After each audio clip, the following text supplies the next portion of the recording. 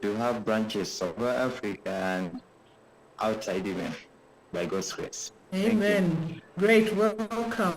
Welcome indeed. Colin, do you want to introduce yourself? Colin? All right, while we wait for Colin, Mimi?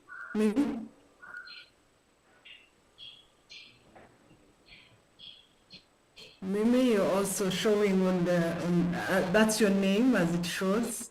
Would you like to introduce yourself?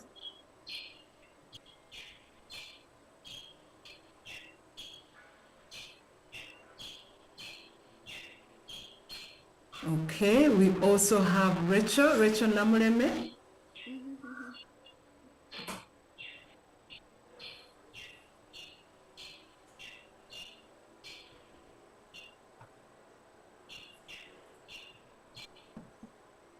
Okay, I'm getting a lot of silence from our participants.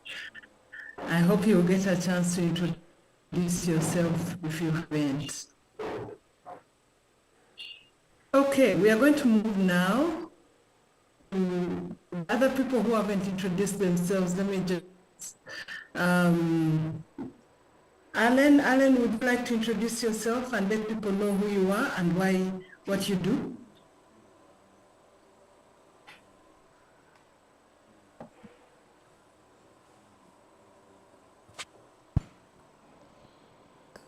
Okay. Good morning, everyone. Good morning. Yeah, I'm so glad to be on this platform. Alan Kukiriza, and I'm the personal assistant to the CEO of Strategic Partnerships, as well as Unifreight Cargo Handling Limited. Yeah, I guess that's it. Thank you. Thank you, Alan. Thank you for calling in. Thank you for calling in. All right, we shall move forward now. We've had our introductions, been welcomed. This is going to be virtual and in person, so we'll get to meet one another and know one another as we walk this journey. Also, so that we can be accountable to one another, so that we can grow our business, whatever it is we're engaged in. I'd like now to move forward to and I invite them in the office to share the slide, our PowerPoint presentation. Can we share that now? Can we spotlight now?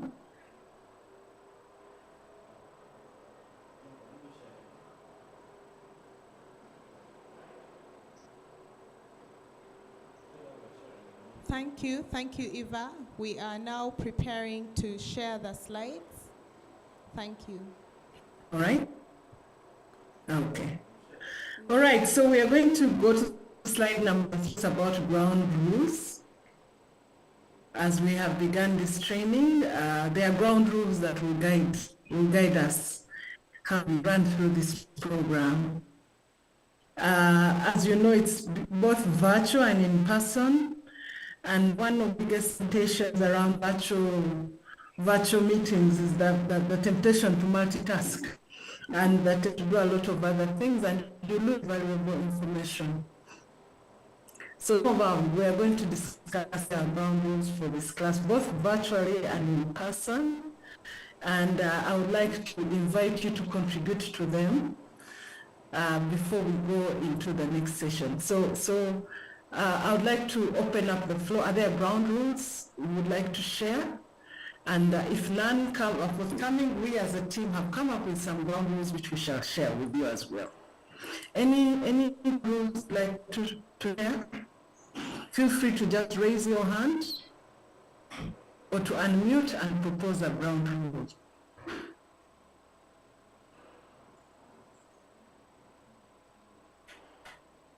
Feel free to just unmute and propose a ground rule. Thank you, Eva. I'll propose one ground rule that when we are in these sessions, all phones are off and we are focused on our session because it's not very long, so that we may not be distracted. Okay, thank you for that ground rule.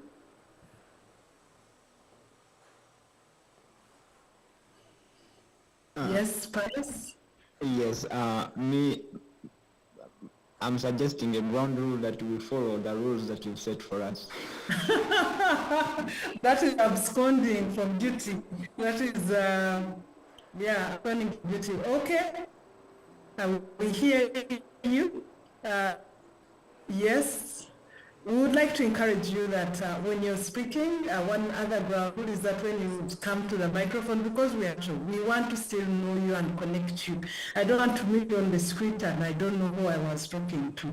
So our request is when speaking, please, as much as you're able, if you can turn on your camera, we can see you, we can connect with you, we can go together. So that's the goal we want to encourage our participants to adhere, right?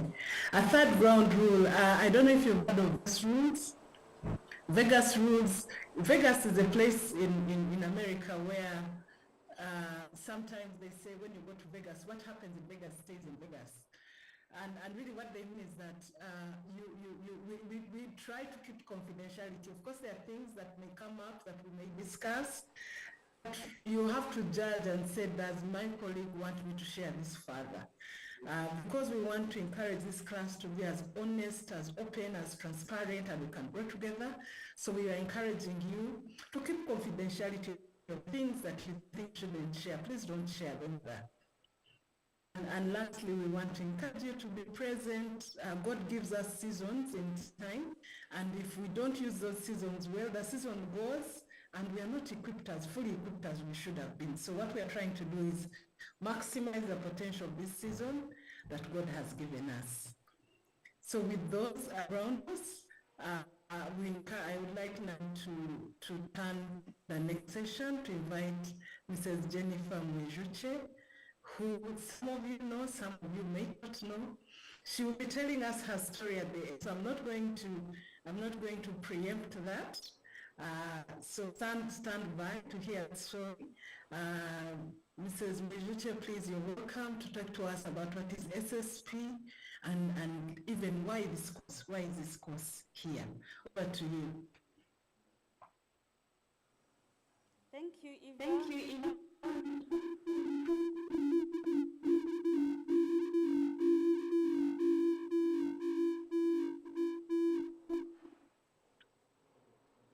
Good morning, everyone that has responded to our invitation and is here to attend mentorship program.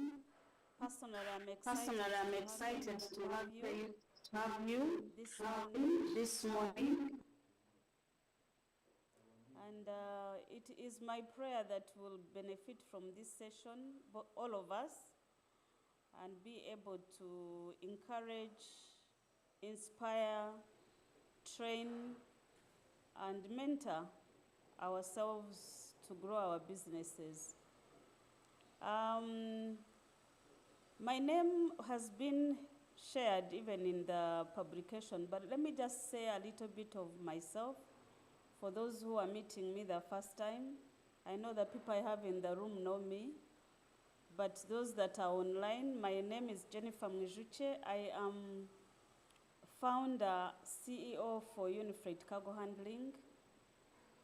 Cargo Handling is a logistics company that has been in existence for the last 28 years. Next month, 1st June, actually, we make 28 years. And I am also the founder of Strategic Smart Partnership.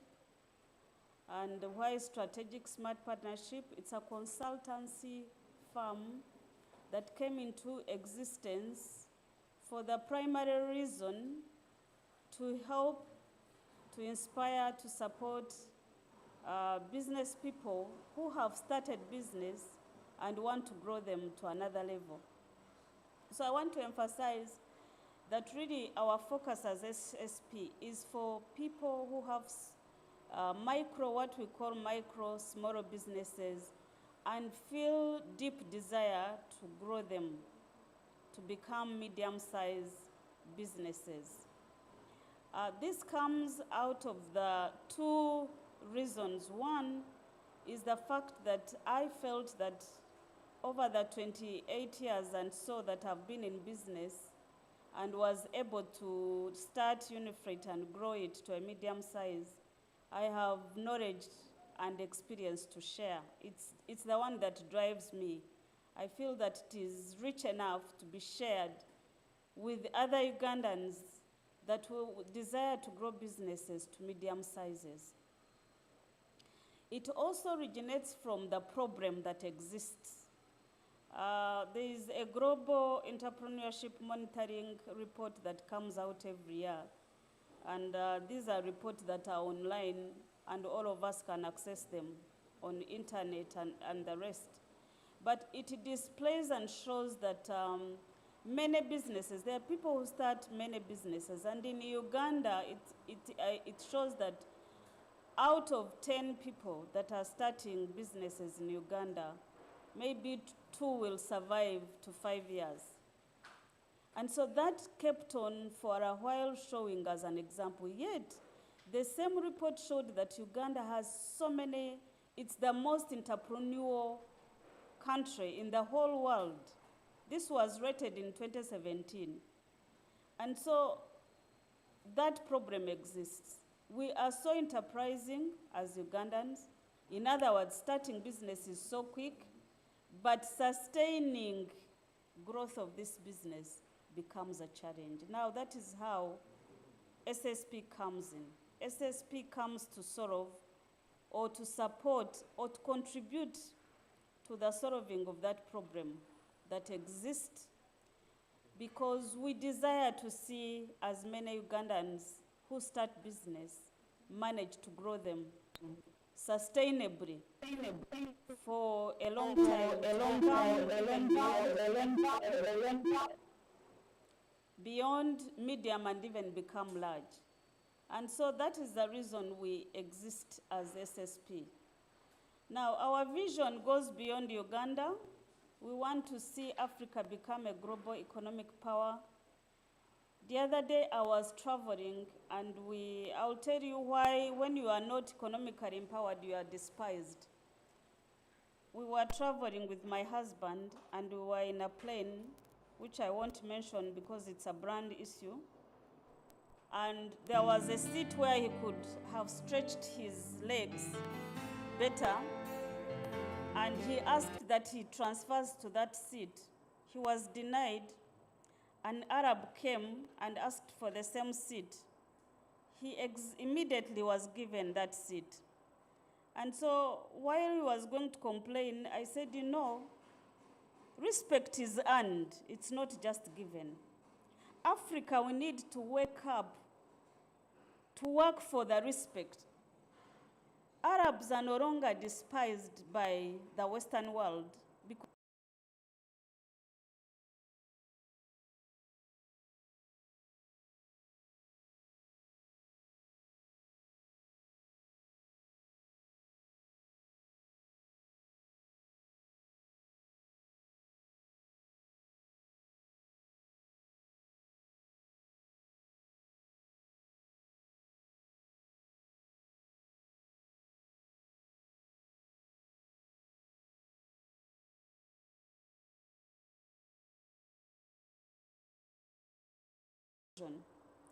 and therefore our mission is going to be to promote business growth and entrepreneurship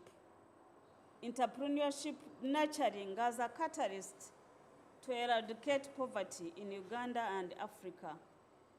We have, as entrepreneurs, a more role to play in making sure that poverty is eradicated than perhaps government. Government provides a neighboring environment, but the actual tasks, actual responsibility of eradicating poverty in our midst, in our society, in Africa, is going to be for entrepreneurship, entrepreneurs. Whatever we see today in any sector, it has been an innovation of an entrepreneur somewhere. They keep thinking, they keep creating to make things better, to improve whatever someone else has done. And so that is why, for me, I believe that the role of entrepreneur in eradicating poverty in our countries is not going to be government. Government will make policy to support us, but the role of idea generation, of innovation, of creativity, of solving problem is for entrepreneurs. And our goal is to inspire. Inspiration comes from, we shall do so that you watch. In other words, that's where I come from, that I've been in business and my story is inspiration. Then we shall train, coach, and mentor 1,000 business leaders, especially women, on how to grow their businesses. Women and youth, we are looking at both so that we can be able to grow business. We grow business in terms of quantity. We also grow business in terms of their contribution. So what are the parameters of our growth? We look at market growth or market share growth, and then we also look at service diversification and employment. Those will be our parameters as SSP. We shall look at how many clients, after we have trained you, you've been able to acquire, how many service diversification, how many more products you've been able to innovate, to add to what you started with, and how much or how many people you are employing. And for us, that definitely is our journey, which we're inviting you to take along with us. We achieve this through business leadership development for our clients. We believe that it all starts with you as a leader. Recording stopped. Businesses that we run are a reflection of us.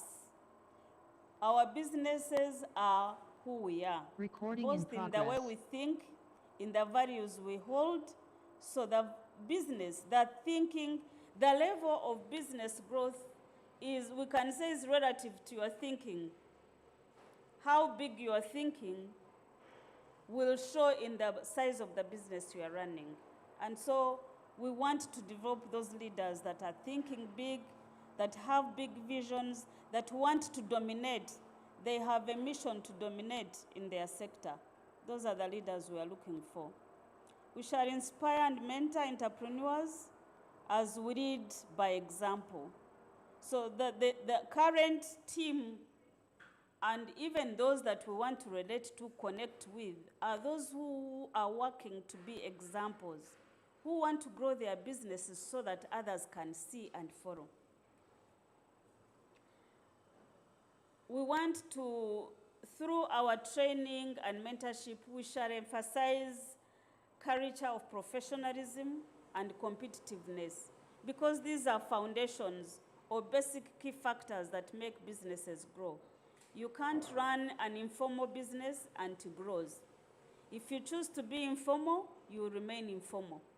But if you become a professional by registering your company, by having business plans, by having policies, systems, then you will grow.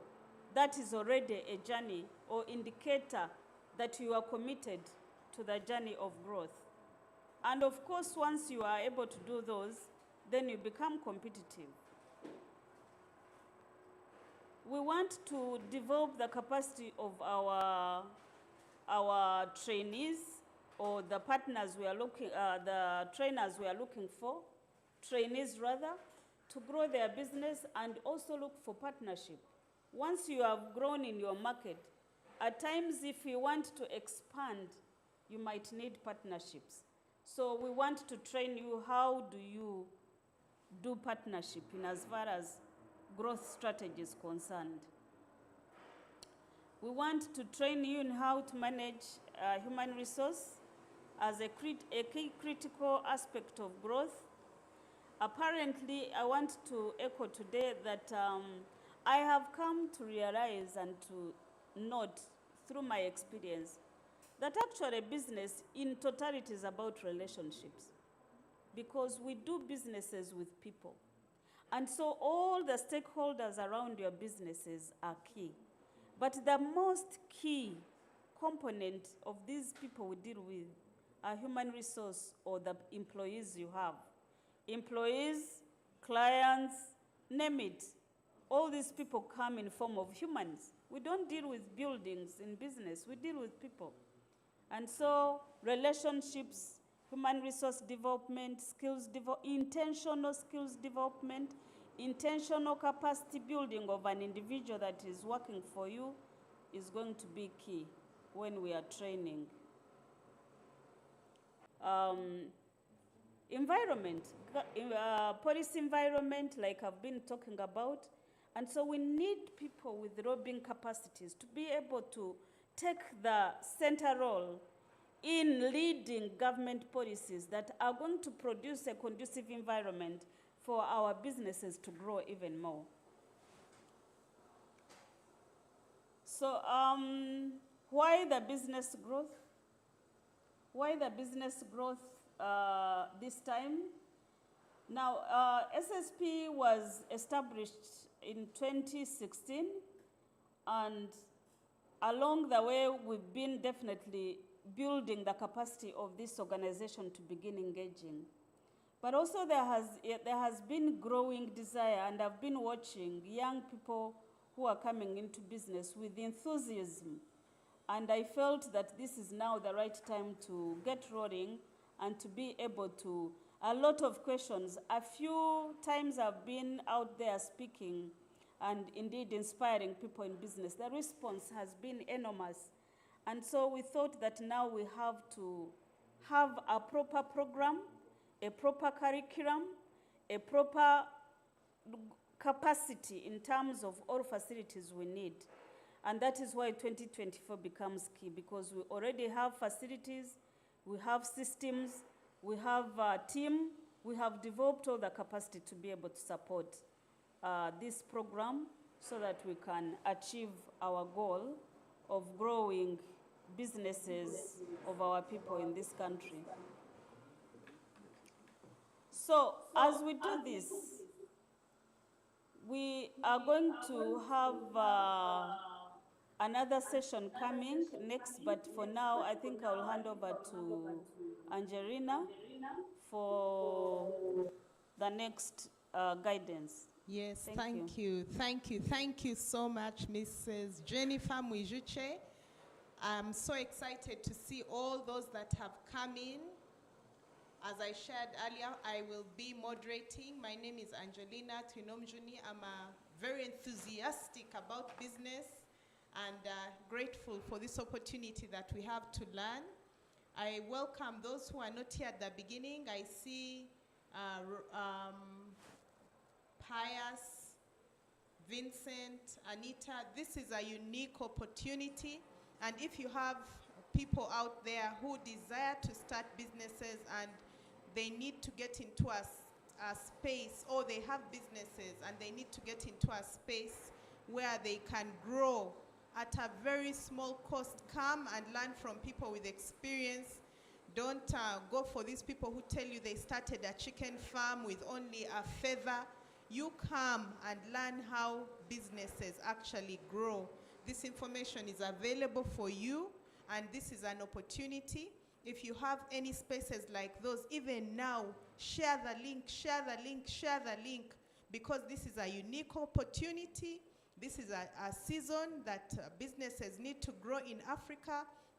Like Mrs. Jennifer Mwijukye said, you will be despised in global spaces just because of the perception that people have of you. And yet we have so many resources. You're brilliant, you're intelligent. We just need to learn together and grow these businesses to bring them to the levels that they need to be. So share the link, share the link. I want to see the numbers going up. Share with those who are in businesses and they need to take them to another level. Even share with those who have the entrepreneurial spirit but have not had the opportunity to grow. This is your opportunity, this is your season. Without further ado, I would like to welcome Mrs. Eva Masiko just to introduce this next session, and then we shall move on to the next step. Eva, you are welcome. Thank you very, very much. And this class has been communicated to you as Module 1, the character of an entrepreneur. And this class, this module has several classes in it. And those several classes are going to touch on different issues. I invite you to come with an open heart, a heart that seeks to learn, and a heart that is ready to be challenged. You know, sometimes when you're in a class like this and you're hearing what people are saying, and you know it's not there in your business. Sometimes you want to just hide that part of your business, but no, that's not what we are trying to do. What we are trying to do is to look inward and look and see, this is missing. I must address this. It's not good enough. What I'm having is not good enough. I must do more. And I hope that every class will leave you more challenged than the previous class, so that at the end we celebrate the growth that we see. So module 1, I invite the slideshow again to come up so that I walk you through what you will see in module 1. Module 1 has several subjects. Please run to the screen that has module 1. Yes, the character of an entrepreneur. And these are the topics that are going to be handled.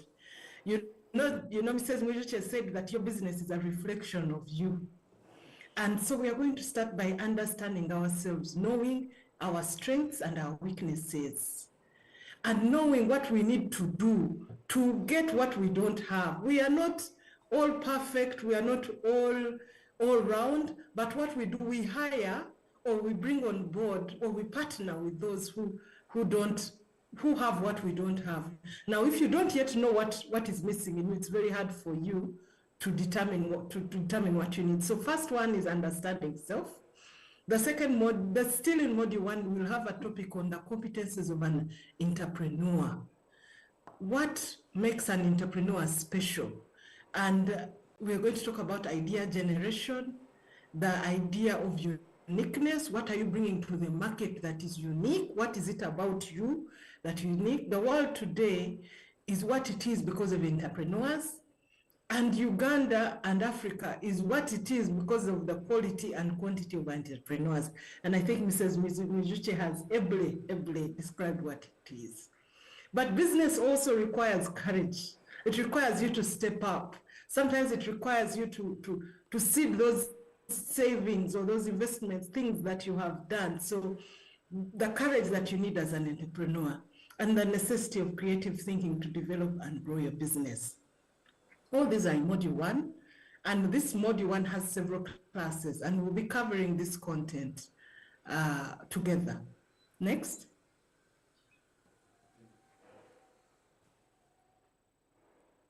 The importance of intuition.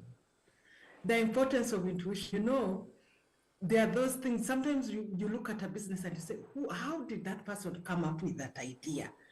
So Mrs. Mwijukye will be talking to us about the value of intuition and working by our intuition, as well as critical problem-solving skills and attitudes. So together, this is how the content we are going to cover in module 1. And at the end of it all, I believe you'll be in a much better space. I would like to encourage you, like my colleague Angelina has encouraged you, at the price of this class. This is like Christmas has come early. In other words, there are so many good things that you're going to get. I would really encourage you to join, encourage other people to join so that we can all learn together and grow together. Next slide. So we are going to take, at 10 o'clock right now, we are going to take a 10 minutes break. And in that 10 minutes break, get a cup of tea, I don't know, charge your phone, whatever you need to do in those 10 minutes, and exactly at 10 past 10, we'll resume, and then we'll start with the first topic, why is it important to understand self? So 10-minute break, it's 10 exactly right now, and in 10 minutes, we'll be coming back. So I invite Mr. Isaac to give us a good song to go off.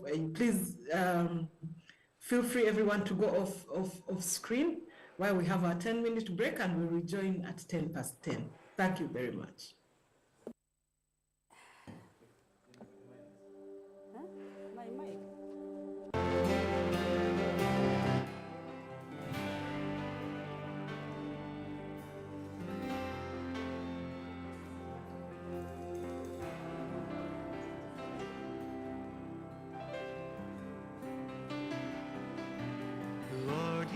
so far away, a million miles or But don't more, you think it that feels that topic today. here come and sit? I might want to go back to this slide. Reason Okay, Mrs. Mwijukye, your microphone is I on. haven't lost my faith, I must confess right now that it's hard for me to pray. Your microphone and video But is I on. don't know what to say, and I don't know where to start. But as you give the grace, with all that's in my heart, I will sing and I will praise. Even in my darkest hour, through the sorrow and the pain, I will sing and I will praise. Lift my hands to honor you, because your word is true. I will sing. Yes, I will. Lord, it's hard for me to see all the thoughts and plans you have for me. Yes, it is. And for me. But I will put my trust in you, knowing that you died to set me free. Yes, you did.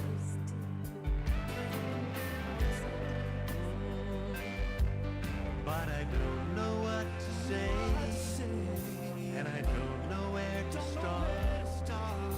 But as you give the grace, with all that's in my heart, I will sing and I will praise.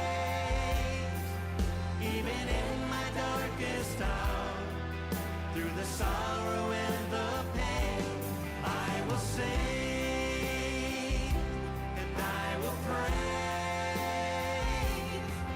Lift my hands to honor you, because your word is true. Sing it. I will sing, yes I will, and I will praise. Even in my darkest hour, through the sorrow and the pain, I will sing and I will praise. Lift my hands to honor you, because your word is true. I will sing, I will sing, I will sing. Yes, I will. Oh, we choose to bless your name, God. We choose to give you praise.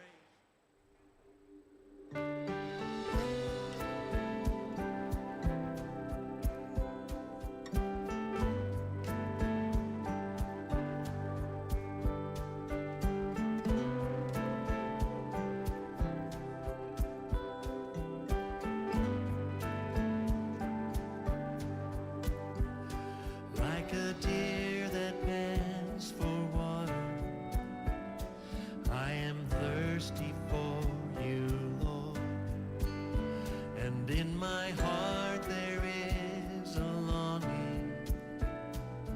I still believe there's more. So open up the heavens and let your spirit fall like rain. Wash me in your presence, refresh my life again. A hungry heart is what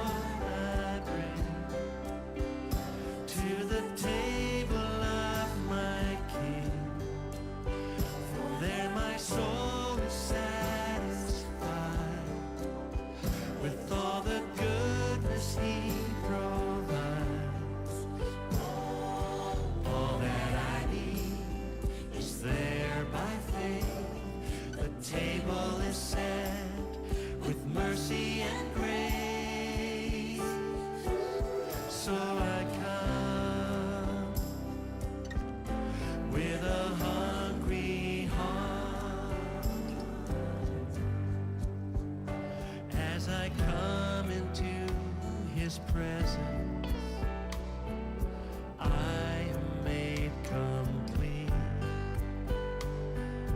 Feasting at his table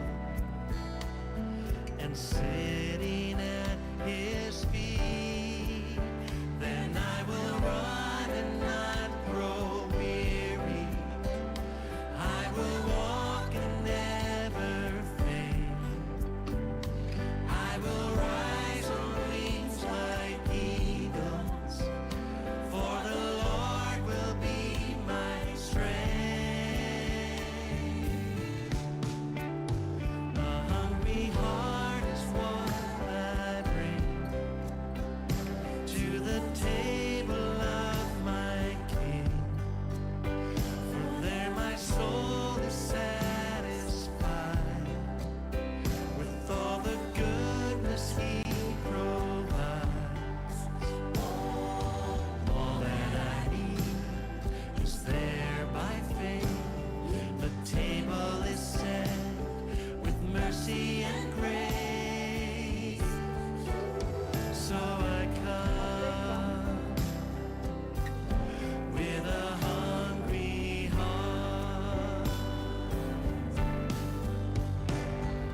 just as I am, without one plea, but that thy blood was shed for me. And as you bid me come to thee, O Lamb of God, I come. A hungry heart is what I bring to the table of my King. For there my soul is satisfied with all the goodness he provides. All that I need is there by faith. The table is set with mercy and grace. So I come with a hungry heart. So I come with a hungry heart.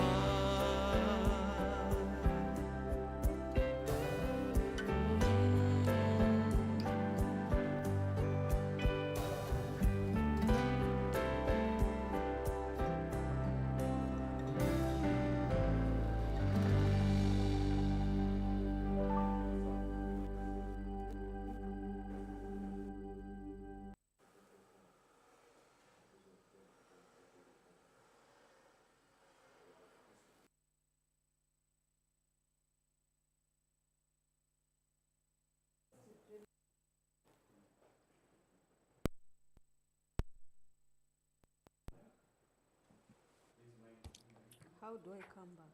You're welcome back for the second half of our session today. And at this juncture, I would like to encourage you all to get settled in, to sit back, have your notebook ready, have your notebook ready, have your pen ready to begin to take your notes, to begin getting insights and to begin to learn together. So at this juncture, I would like to invite Mrs. Mwijukye to take on the session and lead us in topic 1. You're very welcome, Madam.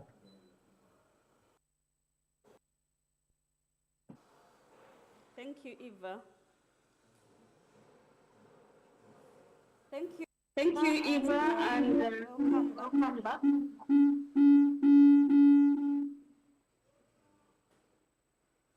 Welcome back, everyone. So let's continue. Eve introduced the topic which we are going to deal with today, the one of character of an entrepreneur. And of course, she touched on knowing ourselves and why it is important to know ourselves. She explained that part of knowing ourselves is because we may have strengths and weaknesses. Like any other human being, we have strengths, but we also have weaknesses. Those strengths are enhanced once we get to know which they are, and weaknesses are to be dealt with, and one way of dealing with them, whereas in social life, you work towards changing.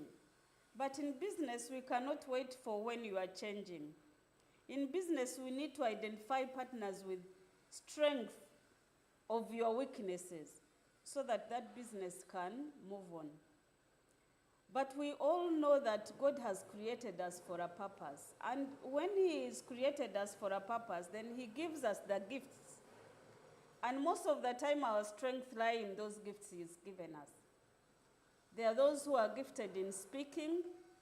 There are those who are gifted in numbers. And definitely that means finance management, calculations is easy. I have a son who is like that. And I thank God because I am not gifted in numbers. Him and his father, they love numbers. And that helps me a lot. And I know that when it comes to numbers, I can only be given figure. But once you give me those figures of turnover, they stick in my mind. I will not forget them. But now coming to those summaries, it may not be exactly my strength. So we build teams that can help us where we have strength, and that's why it is good to know. To know that, Jennifer, I am good, I'm going to be called to speak, and without even struggling, I will put together what to speak, and I will make it. But put me behind the computer to calculate numbers, you will bore me. And so that is very important, to know ourselves. And to continue being intentional in receiving feedback. Where do we get feedback from? The people who know you, your friends, the people you work with.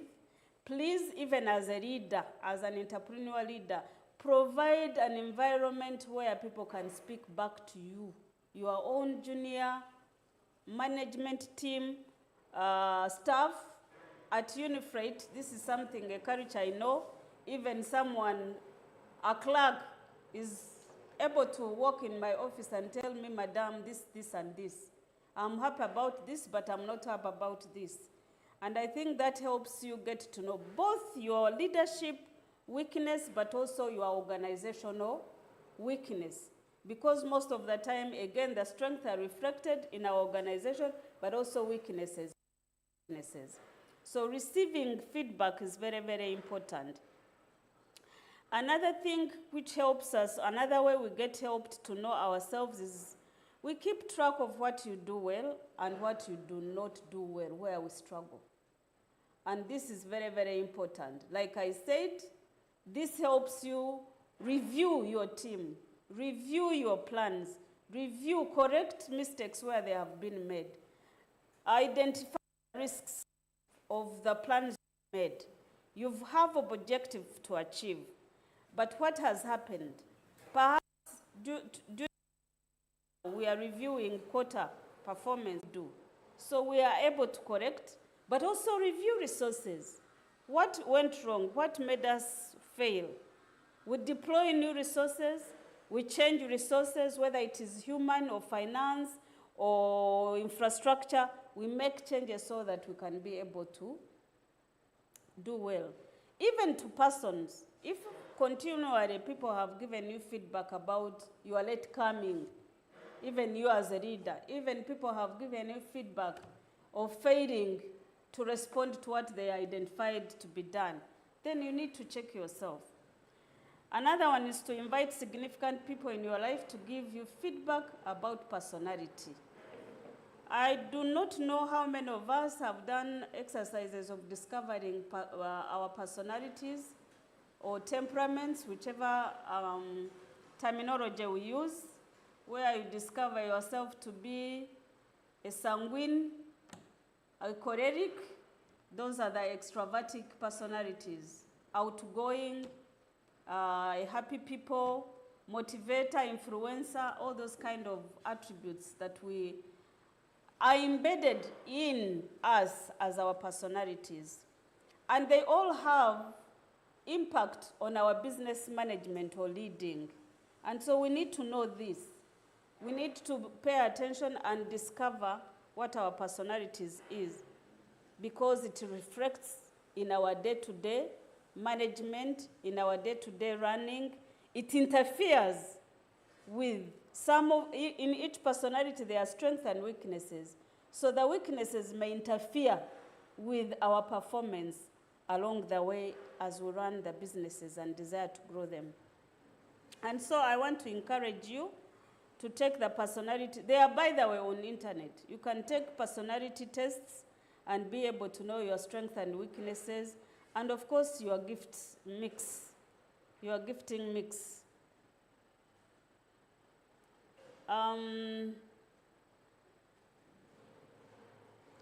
Next is, again, within us as people, we have value systems.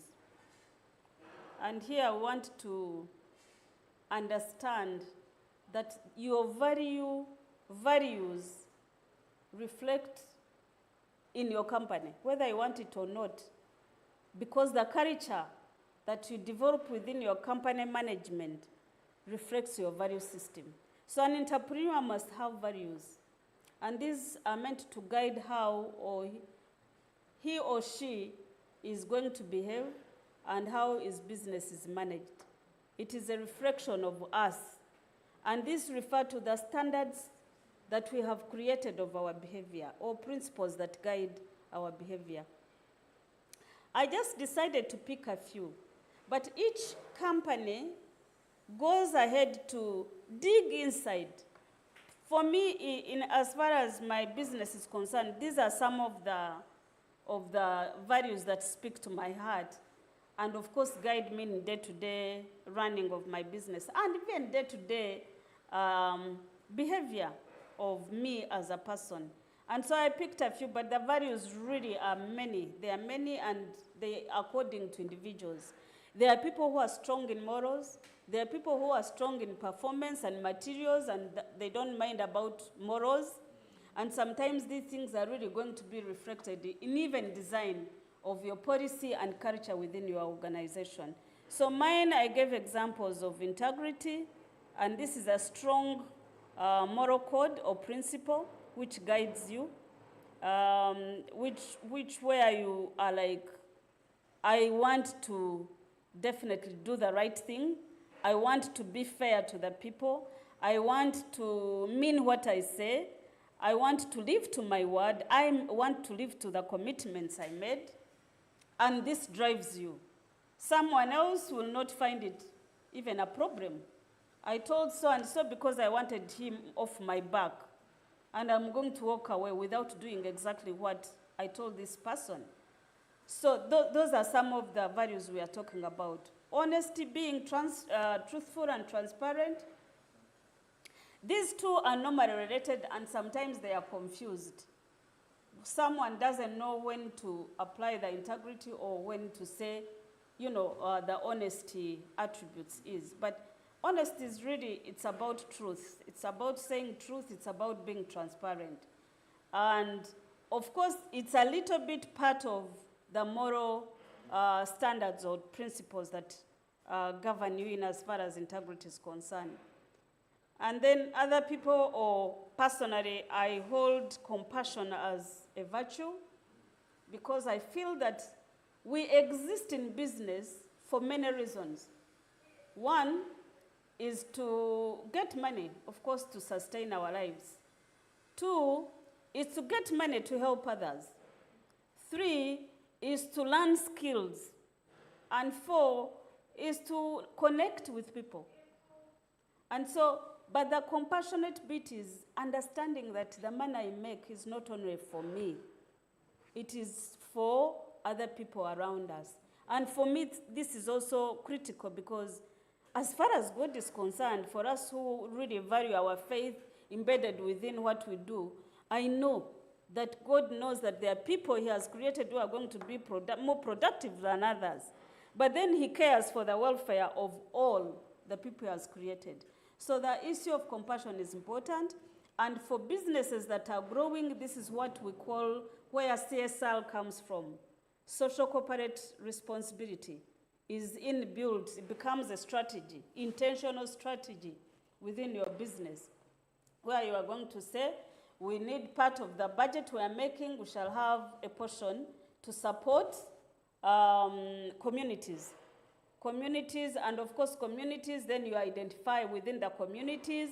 You may again choose, because of your corporate, rather your overall company strategy, you may choose the communities of activities that speak to your values, right? And then so that you are related. The mix of relationship is still in line with your values, because I'm not going to come out of my value of integrity and the rest and then go and support maybe people who have no morals or people who are not really into it. So it should be alignment with people who are doing support of people who are disadvantaged. For instance, at Unifreight, we work with Watoto. We work with, we used to work with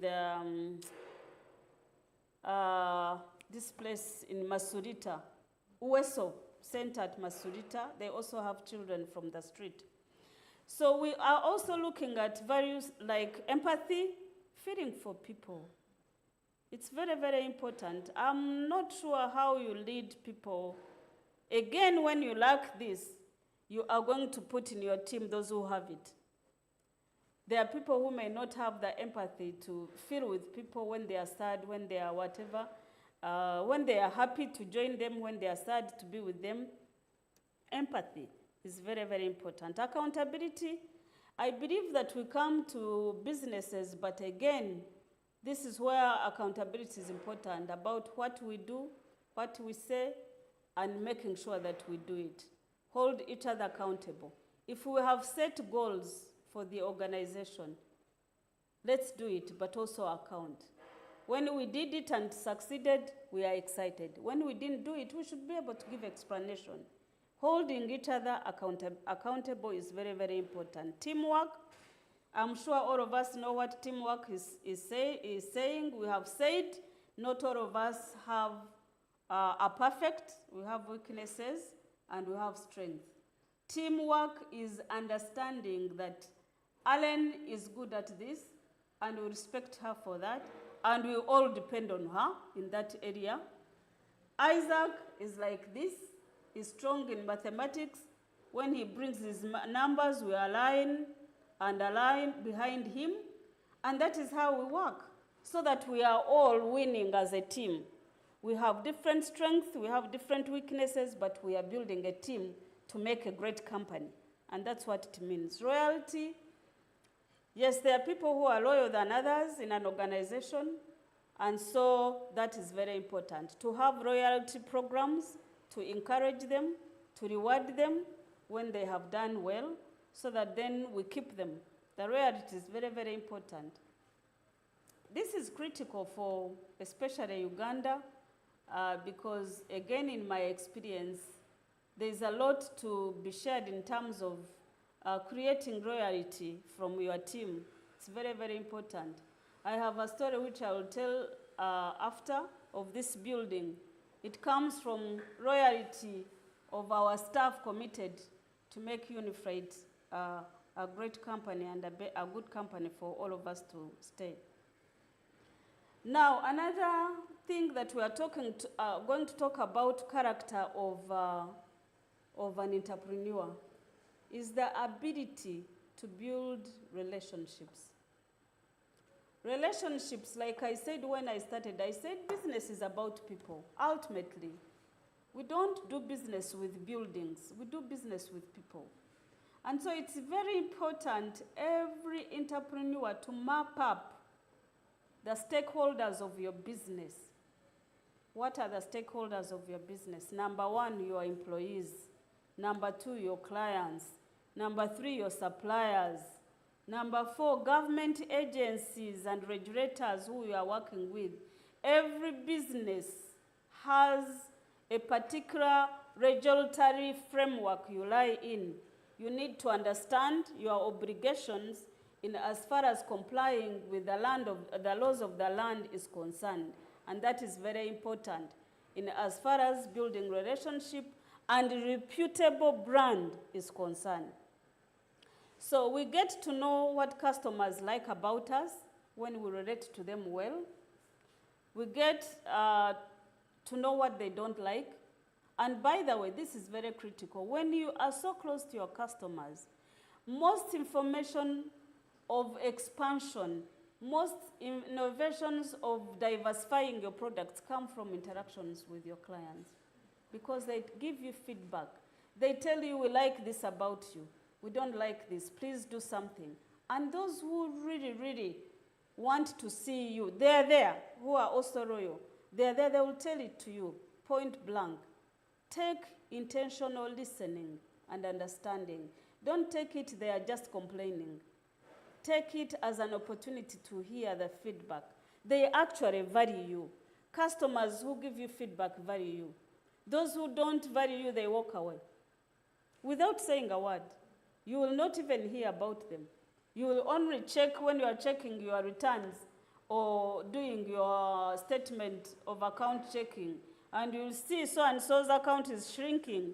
It's not improving, or it has remained for the last 4 months, is when you realize, hey, what happened to so-and-so? That is because you have no relationship. You've not been in touch with them. They have disappeared without saying a word, and that is not good. So keeping relationship with clients is very, very important.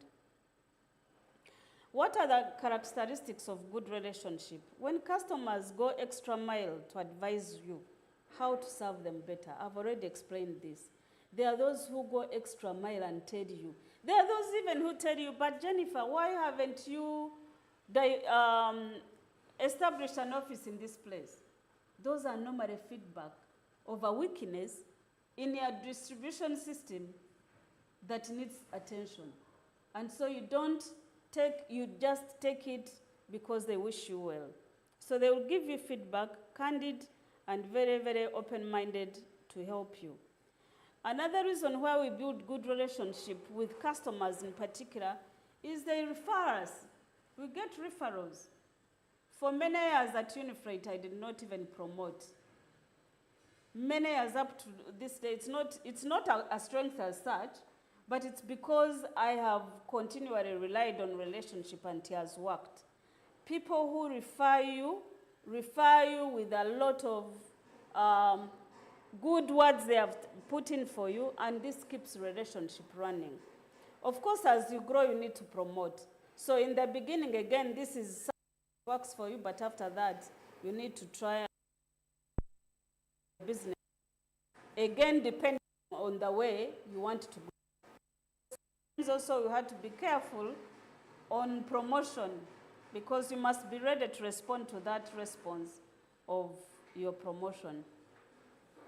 Then also employees. When employees offer ideas of how to grow, that is an evidence of a well-built relationship, of commitment and loyalty. And so what can we do to grow our relationship with our existing networks well? And the networks I'm referring to, the categories I've already mentioned. Now, in as far as growing relationship with customers, I am recommending, and this is a very, very important practical strategy. Plan every year or every 6 months to have an engagement with your clients. These days, we have technology. It may not be a physical one, but though physical one is much better. Physical one, face-to-face engagement with your clients to do what we call service level survey. Service level survey is where you go and ask your clients, how is my service? What do you like about it? What have we done well? Where have you not been satisfied with our service? They will give you feedback. Like I said, I strongly recommend face-to-face, but if face-to-face cannot happen as scheduled because of many reasons, at least have a system where you send a feedback form or create, technology has come. There is a way people are interacting with their clients to get feedback. And those feedbacks are very, very important in as far as your interaction with clients is concerned. So there is this slide which is talking about seeking for information, knowledge, and being able to use it for your business. Now, there is, as a business entrepreneur and a leader, information is key. Because information is where we best make decisions. And I will dwell on this slide because of its importance. Like I said, we do customer survey. So the customers are giving you feedback of the service they know. But we are also going to do environmental or an industry survey. What we call industry survey is going out in the industry where you are playing and survey your competition. You need to know what is your immediate, and by the way, not everybody playing in your competition is your competitor. We also need to understand this. Not everybody that is doing logistics is my competitor. My competitor is the person that is targeting the same clientele I target. It should be very, very clear to all of us. Some people spend a lot of money doing the whole industry survey. No. You must know your competition. These are the people that target the same client that you are targeting. And so we need to understand what they are doing that is good, where they have a weakness. Where they have a weakness is our entry point. Is our entry to go and knock at the door of their clients and say, we actually have a solution. And of course, I want to assume at this point, you have already developed a solution because you know the weakness of your competition. So such knowledge is important. So we are surveying our clients, we are surveying competition. Next survey for us to do is our general environment. What is government policy? What did the budget say? Right? Sometimes budget is being read and people are very busy. Entrepreneurs are supposed to be seated on the TVs like the politicians, listening to the budget. Those are normally strategies or showing direction. Where is government going? In this direction government is taking, in the new policies, in the new taxation, is there an opportunity or threat? Because in any government policy, there will be either an opportunity for your business or there will be a threat. Because the things they change may affect your business negatively or may create an opportunity. So it's important for us to have our ears on the ground, to scan the environment, what we call scanning the environment. What is the taxation policy? What about transport policy? What about agriculture policy? What about ICT policy?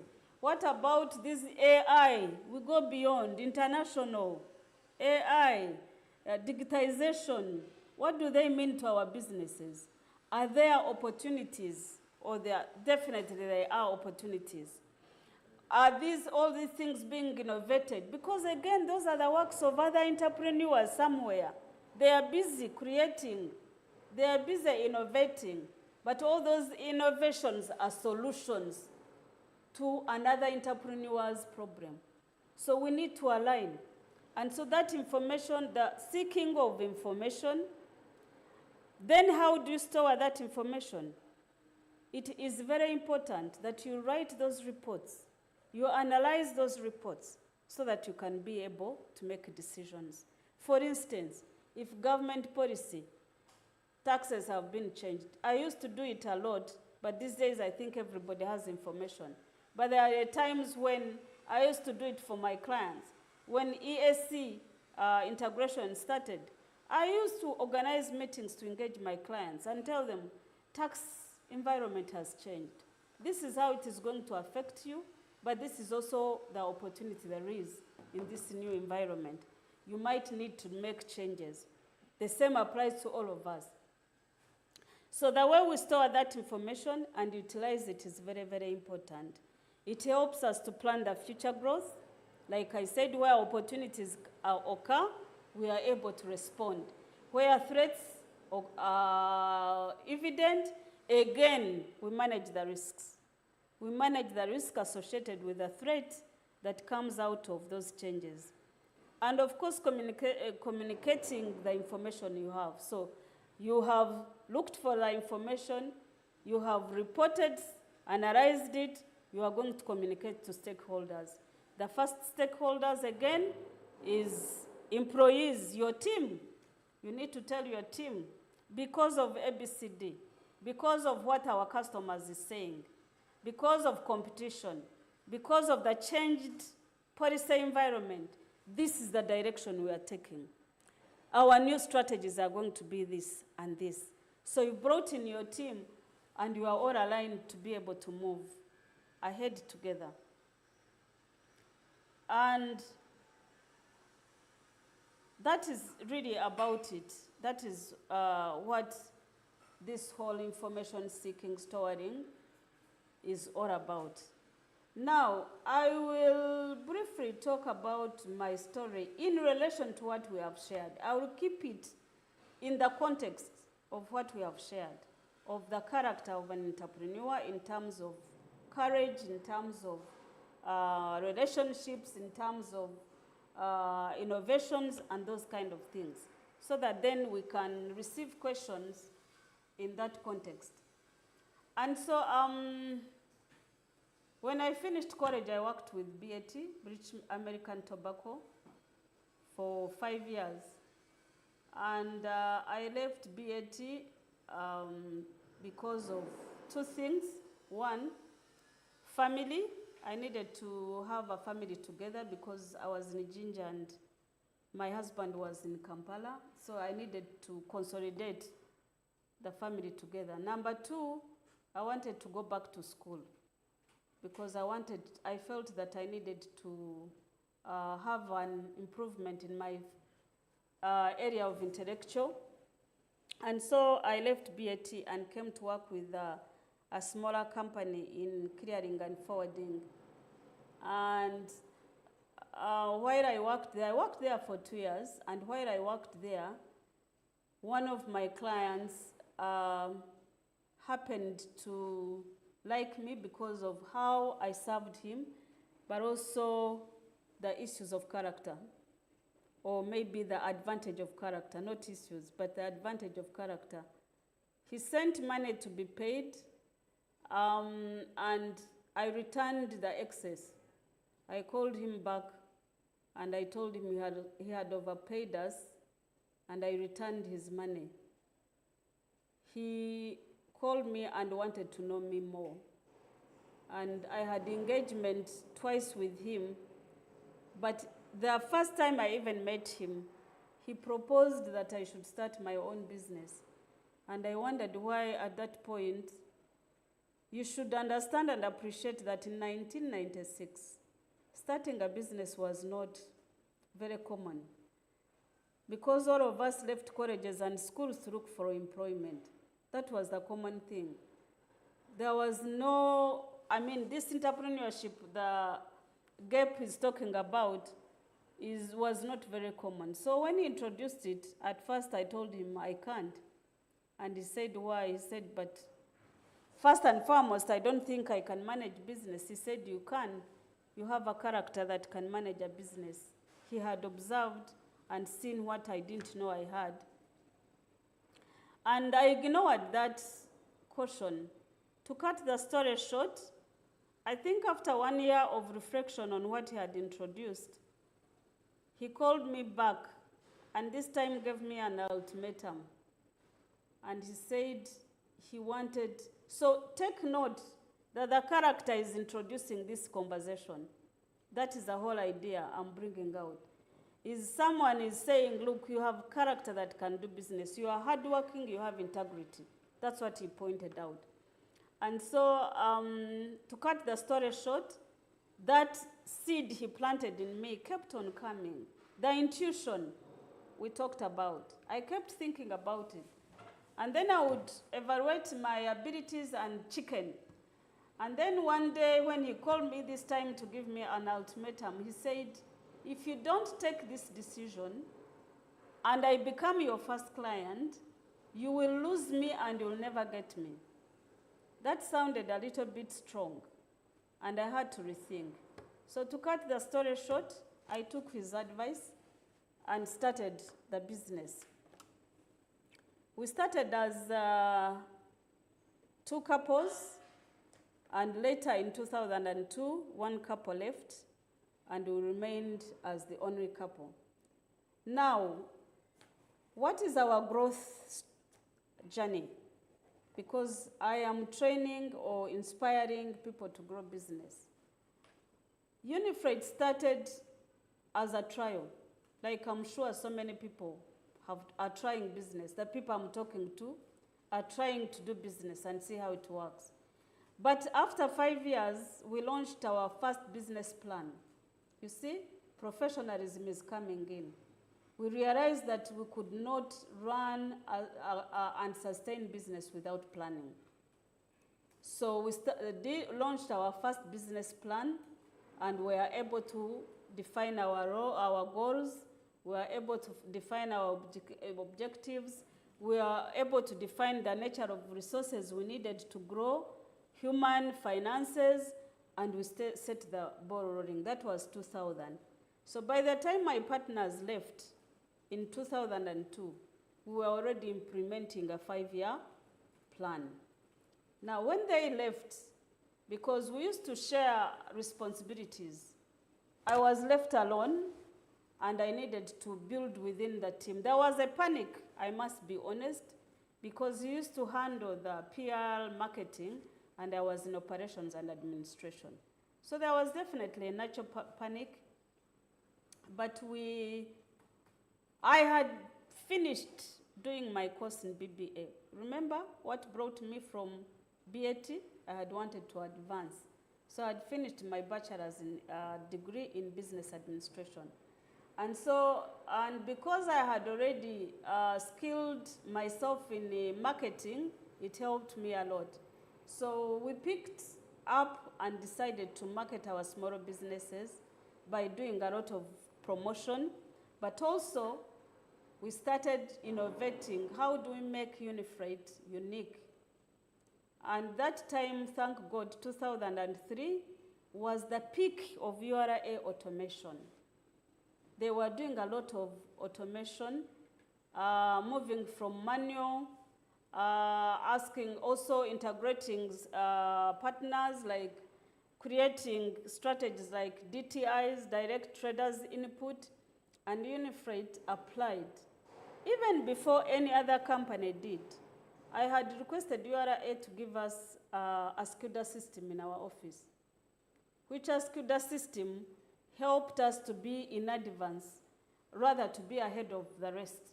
And when URA invited clearing agents to partner with them to provide facilities where other people can come and do their data capturing, we offered it. We were the first among 3 companies that were asked to take on that partnership of an outsourced center where people can come and do their declarations from. And then also programs where information again from government side, which I have already mentioned, scanning your environment, knowing your immediate environment. There was a lot of automation programs, improvement programs, first and foremost, which we had participated in, giving URA feedback of improvement. So they took them, those feedback, utilized them to improve the systems, to improve the service level. And we also, Unifreight moved along with it. The more we gave them proposals, the more they picked them, utilized them, but the more we were ahead to know what to do, how to use those proposals to our advantage in terms of improving our services to our clients. One of them was the AEO program, which is still running up to now.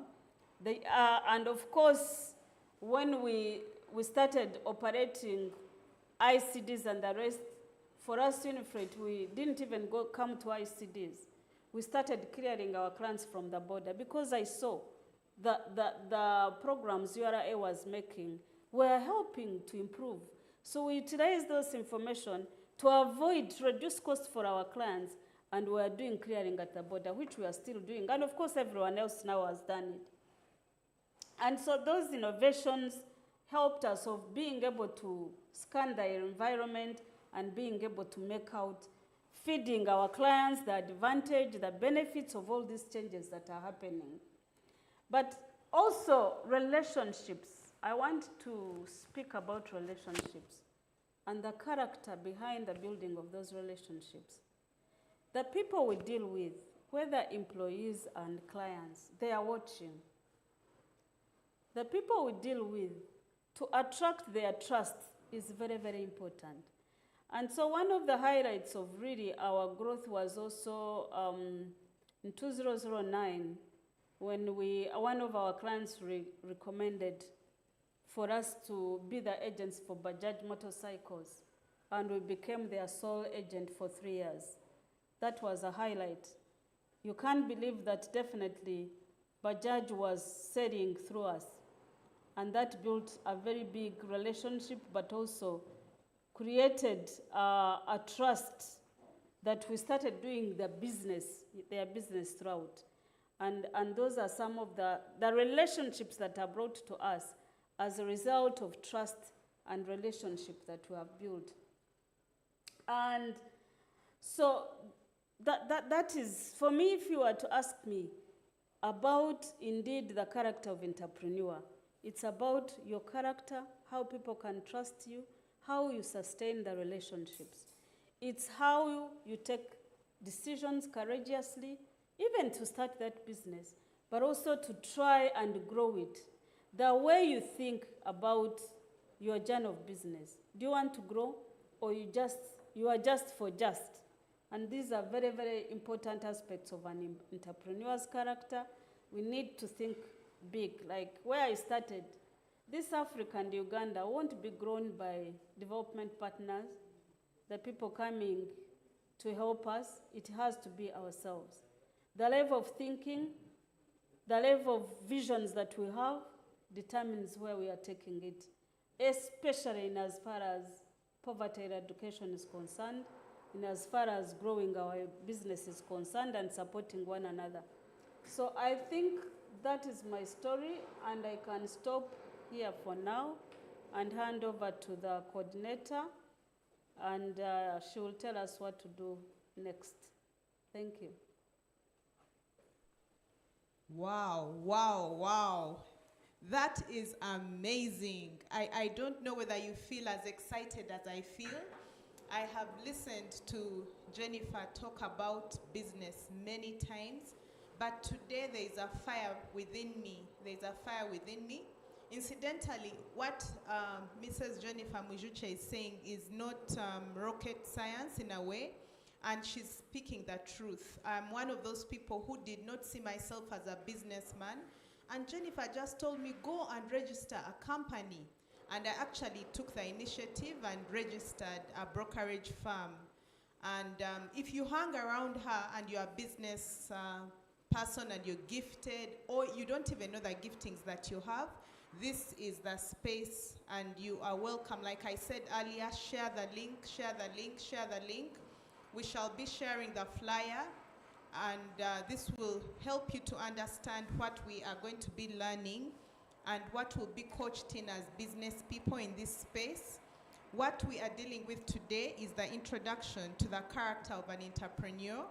And from what Jennifer said, you can hear that she's not just like any other businessman. Business and thuggery do not go together.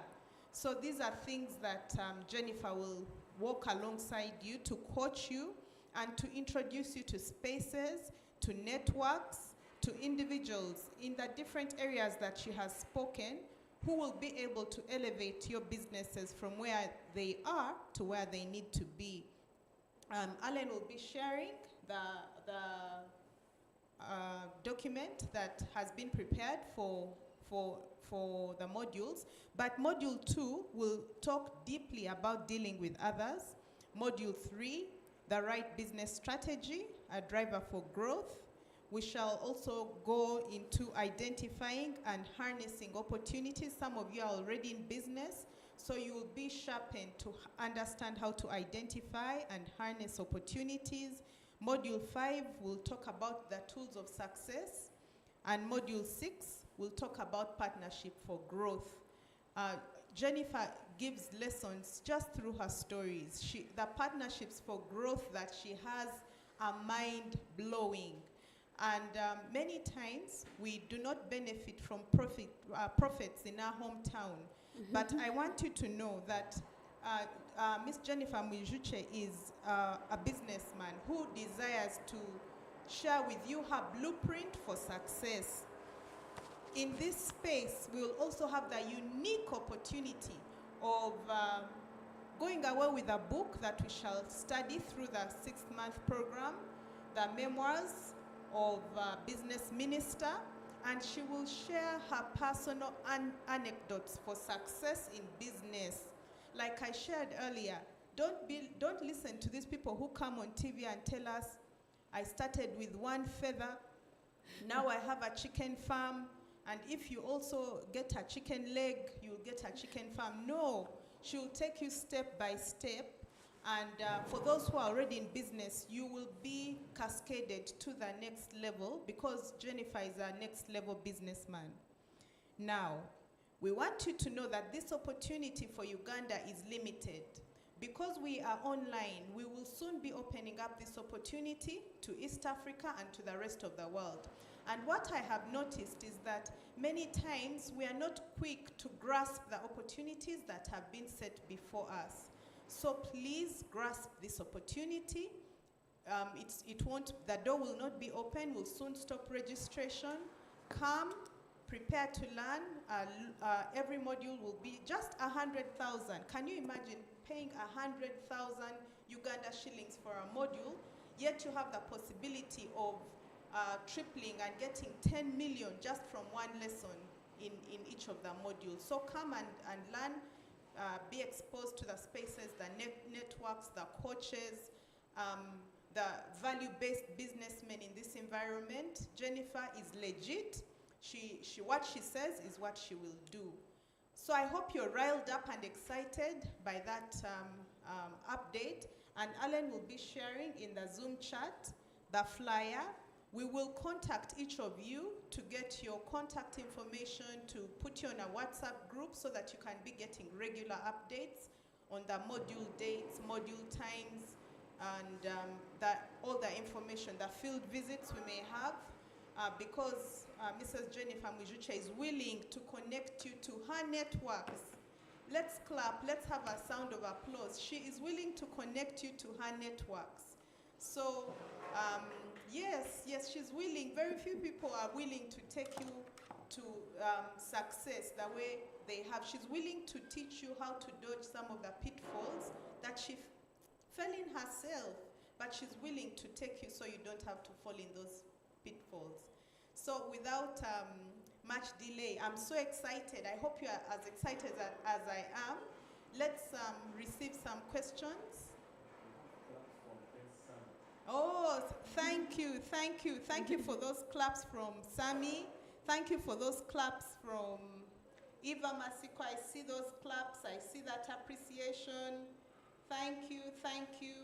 But this is an exciting space and it's an exciting time. And the elevator has opened. It will close and we shall move to the next level. So walk into the elevator while you can. So I'll turn it over to you right now for questions. Thank you, Eddie. Questions? We are happy to take your questions. We are value-based training space. We start and end on time. If a session is 2 hours, it will be 9 to 11. And if it's 3, it will be 9 to 12. We start and end in time. We only started late today because we were waiting for some of our leaders and businessmen to join in. So Yeah, thank you, Esther. You're excited about the next steps, and I assure you that your time in this space will not be wasted. So do we have any questions? Any questions? Maybe I'll be the first to ask a question. And maybe, Mrs. Jennifer, I know that you will teach us some of those things as we go along. But can you tell us a little bit more about the role of intuition? How did intuition help you? Because sometimes you have a desire to start a business and you feel it's the right one to start, but you're not so sure. So how has intuition played a role in enabling you to cascade your businesses? You mentioned it as one of the things that is a character of a businessman. And then my second question is, are you sure that I don't have to cheat in order to make money? Because I have been told that in order to make money, I have to cheat at least, or to be sharp. How is that true? What has your experience been exactly in that area? As we wait for the other questions. Okay. Thank you, Angelina. Intuition.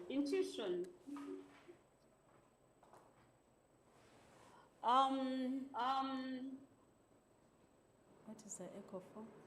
Intuition is you have thoughts, you have an idea, and it connects with your feeling. You feel like, yeah, this is it. But also, the environment, the circumstances, they all add up. There's just like everything is falling or attracting this feeling, this thought. That is normally is the time when you feel, yeah, I have to take this decision. It's the same. And then, of course, it picks up your courage. It's the inner feeling. There's something about this idea that I've picked up. If I add this and this, but then before you know it, there's also the circumstances changing, like opening the doors for this to happen. So that is the connection about your feeling, your thought, but also externally. And that's how entrepreneurs, first of all, generate ideas. There's what we call idea generation. And of course, those are stages. There's the idea generation, idea development, idea implementation. And so that is always the feeling, the thought, I think so and so. So even people who copy what other innovations have done, they have to put in some intuition and thought. Because I have seen it, and those are some of the weaknesses of our entrepreneurship and why our businesses don't last long, is when Aaron has started a shop, let's say here in Chireka, to sell spare parts for borders. Oh, Mercedes-Benz. Okay. So I also realized, this girl is making money. I come and put another shop next to hers. What innovations? What have you added? Where is the entrepreneurial mind in this? Nothing. It is not there. You are just, it's a copycat. And entrepreneurs copy but add value, right? Our role is to add value, is to use that thinking. Yes, this thing has worked, but I can do it also. But how am I going to do it? I'll start spare parts of Benzes, but for me, I won't have a shop. I'll go online, right? Or I'll change the location. I won't be next to Aren, but I'll go to Bgayogere or go to Ruzira and do the same, because even in Ruzira, there are Benz drivers, there are Benz owners, right? So that's what the innovation, but just picking the same and putting next. For me, I find that kind of entrepreneur is just like, you are not actually an entrepreneur, you just want to bring down Aren, right? Those are negative entrepreneurial approaches or strategies. For me, an entrepreneur is the one who is going, to say, yeah, this thing is nice, but I can add something. And even, so actually when it is the intuition, you don't settle until you do that. It's bothering you. The thought doesn't go away until when you have done it. And of course, like I said, circumstances also begin one line going in, and before you know it, you've picked your pieces and you've done. This idea has grown bigger than you even thought about it. Now, the issue of, is it really true that you can do business without cheating and it is successful? It is very true. If there is anybody that should be able to testify this, is being a clearing agent, right? With the opportunities to cheat government taxes, and you have grown without cheating it. You understand? So, other industries, I don't know. But like I said, if I have been a clearing agent for 8 years, and I have no record of cheating government taxes, it's possible. That's my answer. It even means that someone else can also do it, because there is a lot of temptation in clearing and forwarding to do that tax cheating, right? But we chose, and I chose, because of my value system. Because for me, I want to run a growing, sustainable growth. I am not ready to compromise, because I feel that compromising is a risk. Is a risk to growth. Cheating is a risk to sustainable growth, if you asked me. That's the answer. So it is possible. It all depends, again, on your character. It all depends on the decision you have taken, value system. It all depends on your long-term vision. Yeah. Wow, it is possible, it is possible. Oh, that is so exciting, because I wasn't sure. And we have, I see your hand, Sami and Eva. Let me just read these comments. Then Prince Sami, you'll ask a question, followed by Eva Masiko. And Peter says, this is an amazing opportunity. You have great experience in service development, and how you add value to them is what I'm looking forward to learning. That's what Peter is saying. And Esther says, take away for me is the confirmation that integrity and attaching great value to your human resource will take you a long way in business success. Thank you, Esther, for those comments, and you're welcome. This was an introductory session. The module begins on the 25th of May, and like I communicated, we will start and end in time. We start at 9, end at midday, and that includes breaks. If there's one person in the room, we shall run with that one. If there are two, we'll run with that. If there is none, we will run with that empty space and share this information with the rest of the continent, because our heart's desire is to see Africa emerge from where we are right now. Over to you, Prince. Please unmute and ask your question.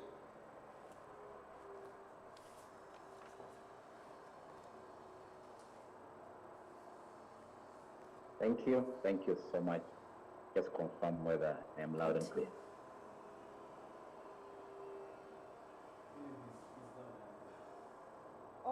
Okay. Yes, you are loud and clear. We hear you, Prince. Go ahead and ask your question. Okay. I'd like just to special thanks to this beautiful for this program that you engaged us on. It's quite amazing, and I'm privileged to be part of today. Just right to a question. When Madam Jennifer was sharing her story, something I picked when she talked about how a partner left, and that kind of gave me a question that when and also talked about she took 5 years to have a business plan. So I just have two questions. One, there's this statement people say when you're starting a business, you don't need capital, you just need to start. Is that statement true? How far is it true? When you have nothing, that you just have an idea, you can just start. I want to know more on that. And secondly, on issue of partner, I know we'll talk about it in the module, but I want to know when your partner left, when did the business, the right time when the business pick up? Because you began an idea and you tested the market and you say, you know what, we need to roll out. When is the right time that you are ready to say this business is ready to take up? What is that kind of thing we should have in mind and say, my business ready, I've tested market and I'm good to go? Thank you.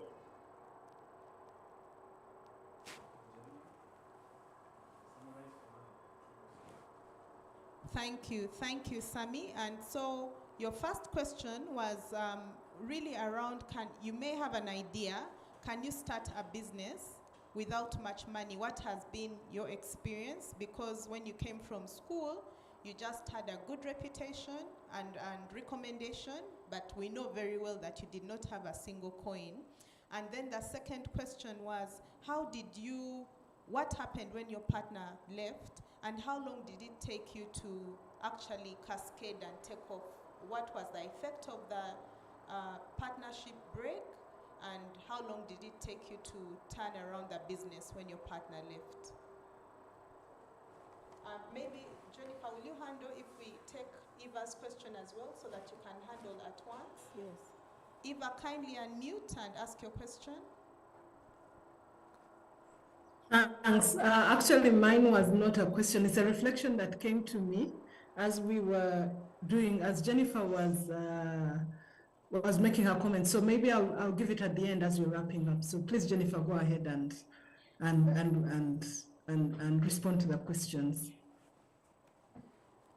Okay. Thank you. Thank you for. Is he pious? Who asked? Samson. Sam. Okay. Thank you for the question. To save you time, I didn't go in details, but now that you've asked, I think it's an opportunity to elaborate. So, one of my fears when the client, my Indian client, introduced the idea of starting business, I was feeling or thinking like all of you, that you don't start business without money.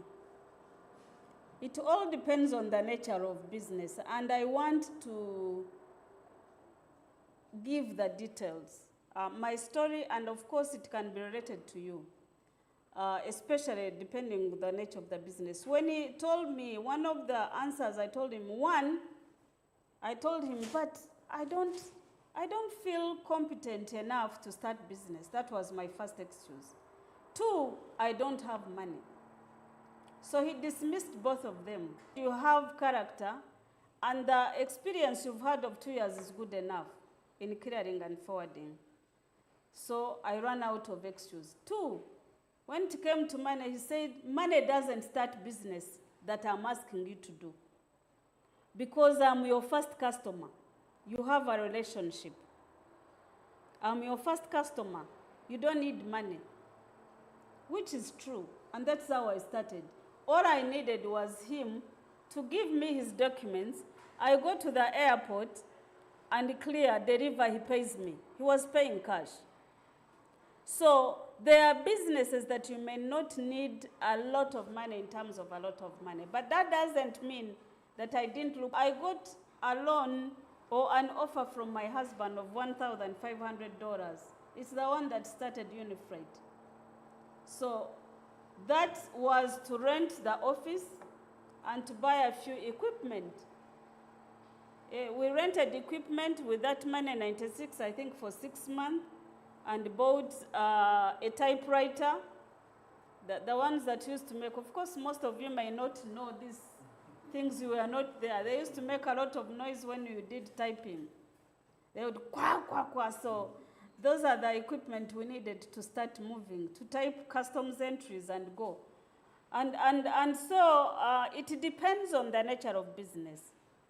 But also sometimes you have these relationships that you have created or you've engaged in, and they are ready to support by giving you business and paying you immediately, right? Those relationships are crucial and important to help you start that business. So if it is a manufacturing business, sure, you need money. But service industry, you need relationships. I want to emphasize, Service industry, you need more of relationship than the actual amounts of money you may imagine is a lot.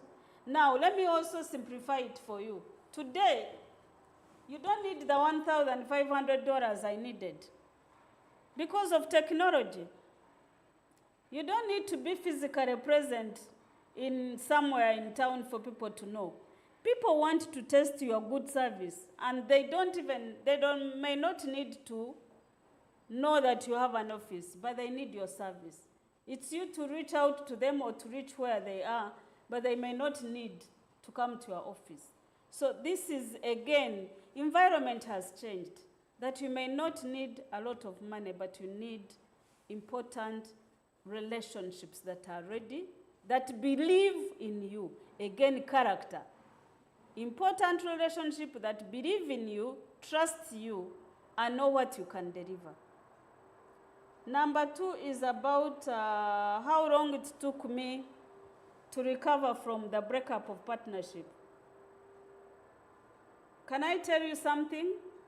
For me, I think it was an opportunity opening to discover who I was.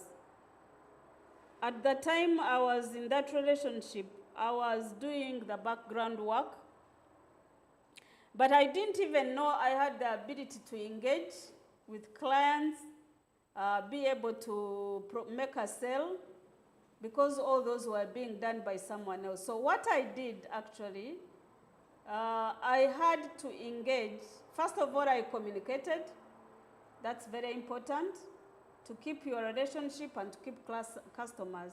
I wrote letters to our customers and explained the changes and gave them assurance that our service level was not going to be disrupted. I followed it by arranging meetings one by one so that they get to know me and they get to hear this assurance, not just on paper, but also see me. Communication, when you are communicating to someone face to face, is different from the letter writing. So I had to step in to establish personal relationships with our clients. And I want to assure you, one of the clients I was worried of, who had really a deep relationship with my partner, was Shoprite. But I want to report that immediately I walked into Shoprite, things changed. I even received an award from Shoprite in 2004 when they were launching their Rugogo branch, because I had invested in a relationship, building that relationship. And I'm happy to report, until they closed, I was the sole clearing agent and transporter for Shoprite. So there was no much disruption in the clientele. If there is any client we lost, it's because of the change of their strategy. But it was not because of perhaps feeling that we were insufficient to continue serving them because of the breakup. So those are the things I did. I became closer to our clients. I assured them, but I also continually innovated and gave them hope. Every time I launched something new, I called my clients to come and be part of it. And so those were all strategies being made for assurances and for being able to keep them around with Unifreight. And so there was, the only challenge was within my staffing. There are those who panicked. One of them, actually, there were not many. There is a gentleman who panicked and left because he felt that perhaps Unifreight would not continue. But later, we were communicating with him. He was in Dar es Salaam, and he got to know that we even grew bigger and bigger. So it is a perception management issue. If you asked me to answer you well, I had to manage the perceptions. I had to manage the brand reputation in as far as that breakup is concerned. I had to manage stakeholders' relationship again properly. Employees, I gave them assurances. I told them what we were going to do to keep the momentum and to keep the business running. They believed me, and the team continued and even grew bigger and bigger. We got even better. I think we started doing some of the clientele we were not having at the time. We attracted more clients, and that's how we continued without disruption. I hope I've been able to answer. It depends on the leader and how you are going to respond to manage the stakeholders' relationship when such challenges come. There are definitely challenges. That's not what we expected, but we responded and managed it to our success. Thank you so much, Mr. Jennifer Mwijukye. Like I assured you, this is someone who has carried out everything she's saying.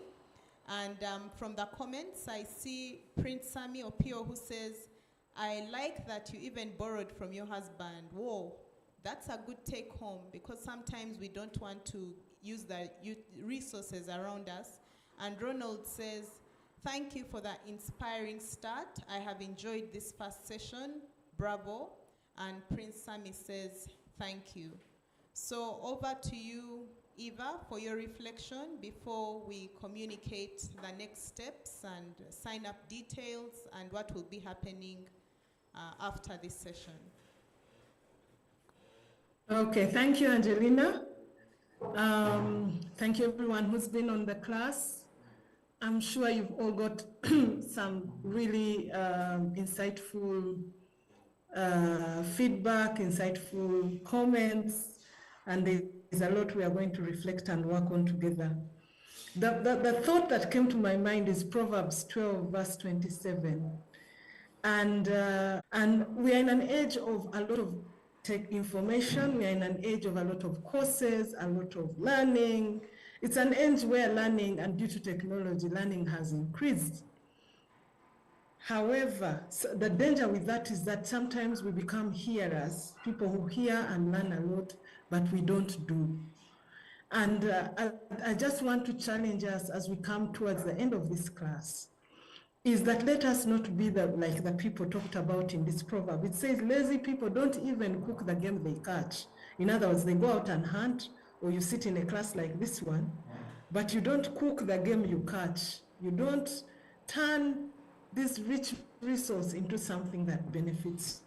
So let us not be like those people. It says, but the diligent make use of everything they find. Recording I know stopped. some people are already seasoned in entrepreneurs, maybe some people are already doing, but it is saying the diligent make use of everything they catch. So if even a thought came to your mind, make use of everything that you've got for the optimum benefit from this class. Thank you all for attending. And Recording in progress. Back to you, Angelina. I just want to encourage everyone to make use of everything you've caught. Over to you, Angelina. Thank you, Ivan. That is such a befitting conclusion, even as I give some of the details. And Colin says, thank you for being principled and determined. It's good to have a supportive husband and children. Then Jennifer has been so proactive and determined and aggressive. We have learnt a lot. Keep building blocks. And business leaders, these are the things that we shall get in this space. And like Eva said, fittingly so, there is so much out there, and it becomes difficult for us to choose the gold from the chaff. There are many things out there, but this is a reliable, authentic space. You can be sure that your business will be moved and cascaded from one level to another. Your relationships will improve in business, because she is very big on relationship building and stakeholder engagement. And sometimes our businesses have failed to move from one place to another because we are not well networked and well connected. So this is an introductory program. Like I communicated earlier, the flyer has been posted in the chat. We begin on the 25th of May. We shall be having 6 sessions, and we shall pace them depending on Jennifer's availability as a businessman, either weekly or monthly. and it shall just be a 6-module program. Please read that flyer, see what you will learn, and there's much more that you will learn. It's not all in the flyer like I communicated earlier. There'll be industry experts, opportunities to network, those who need to understand how to navigate the business arena, and the governance arena, because sometimes we are failing because we do not understand the opportunities and the pitfalls of how to address our taxation. All those will be supported. So share the link, share the flyer, get your teams on board, get your families on board, and let's come and learn together.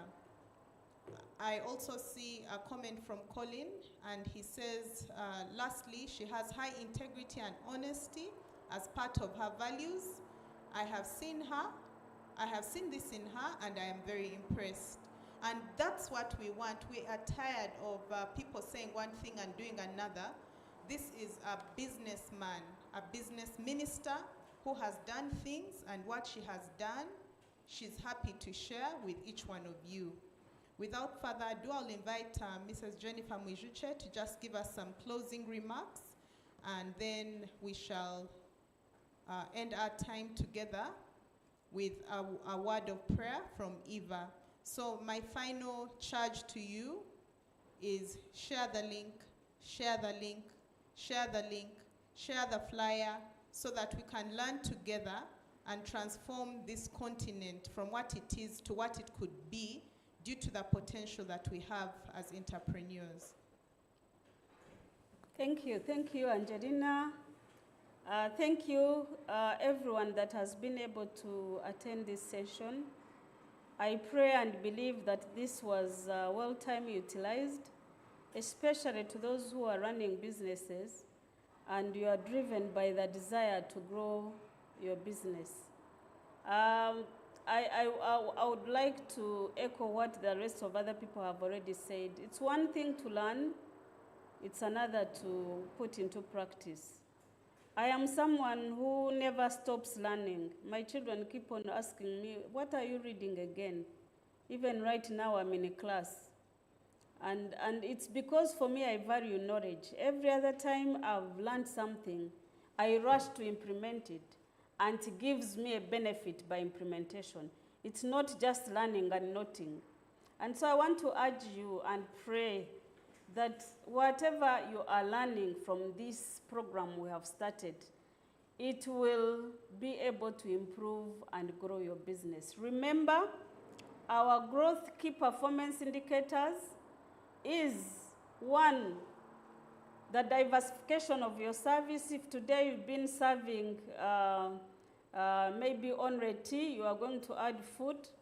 Those who are in catering businesses, you are going to think about adding tents and chairs, those kind of things. So service diversification is an indicator of growth. Number 2, it is the clientele growth. And normally when sales have increased, there is automatic sales turnover increase. The issues of profitability will be in another time. Of course, that is some sessions we shall be talking about. And then size of employment. According to Investment Authority, those are the parameters of an investor in as far as growth is concerned. So I pray you have taken note that our objective is to grow you in those areas. And so I will actually, in the next session, with your permission, moderator, ask all of you to tell us if you can do. I'm not going to ask you to disclose your confidential info, but I would really wish that seriously you take note, where am I today? What service am I providing today as we start these sessions? What is my employment size? And what is my clientele size, sales turnover, but also how many clients do I have? So that as you set goals, they're interested in doing more support interventions. And so that is the whole idea. I wish you all the best, and may God bless you in this journey that we have started together. Thank you. Thank you. And I quickly typed some of the questions in the chat. Where am I today? So sit down and write in your book. Where are you today? And be honest. What am I doing today? Some of you are doing great and amazing things. Some of you need to begin doing great and amazing things. And then what is the turnover of your business? So if you have those questions, and what was the fourth? The type of services, is it 2, 1, or how many products do you have? Yes, and the type of services, how many service products do you have? Alan, you can type question 4, the type of services. If you are a baker like Esther, how many service products do you have? Do you do queen cakes, cookies, buns, or wedding cakes, or graduation cakes, or are you only doing pancakes for your husband at home? That's okay. That is also a service level. You just document that. It's just important to know where you are. And I also got a question from Alan. We are going to begin, our sessions will be online. However, because we want to connect you and network, we will communicate the times that we can be face-to-face, maybe once in this program, and invite you to some networking opportunities with other businesses or other institutions. So it's basically online, but where there is need to pull you out as a businessman and you are available, because we have businessmen from other parts of the country, we'll make it known to you. But it's purely online now. However, if we need to coach you and connect you and walk alongside you, based on your interests and where you want to go, this avenue will also be made available for you. Thank you very much. Over to you, Eva. All right, let's pray.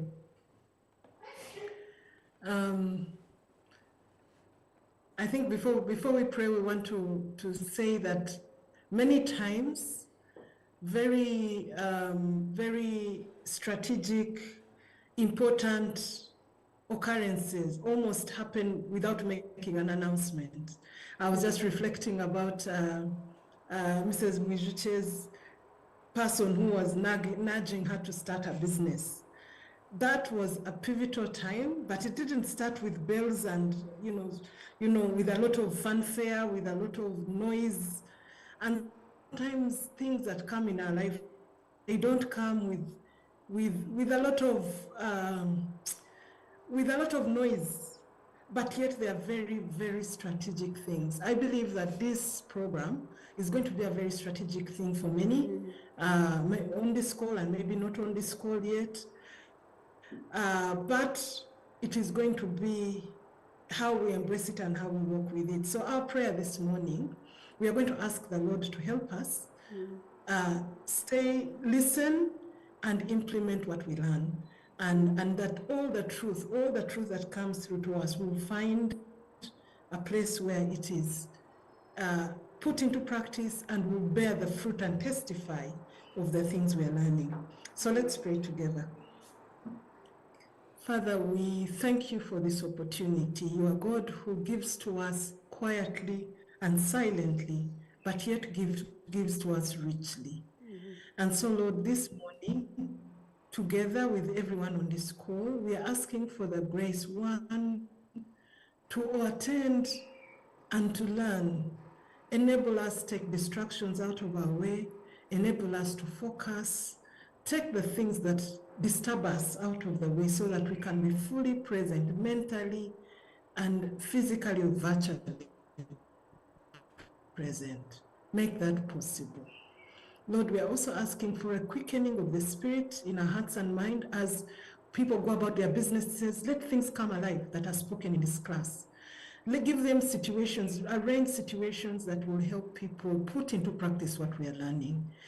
And we shall celebrate together at the end of this program of all that you've done. We thank you. We pray for our facilitator, Mrs. Mwijukye. We ask that even in this week, you quicken in her the things that will be important for the next class, and that we will cause as many people who need to be part of this to join. We ask for this in Jesus' name. Amen. Amen. Amen. Amen. Amen. Amen. Thank you very much, Eva Masiko. And I will stay online with you. We thank everybody else who has joined this call. Thank you for taking that time to get into this space that could be one of the most important seasons of your life in this particular time and in this particular area. And Colin, yes, risk management is included. Thank you, thank you, thank you very much. Sign up so that to this space. Thank you, thank you.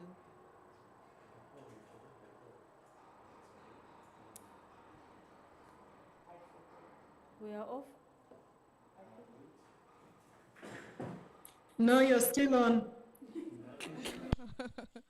Okay.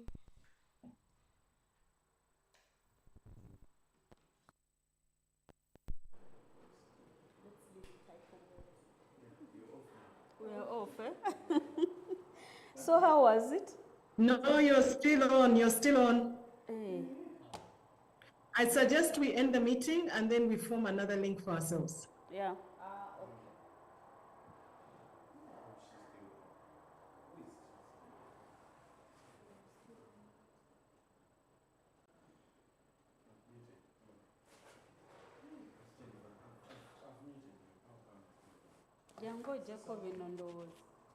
Okay, Isaac, please end the meeting, close the meeting.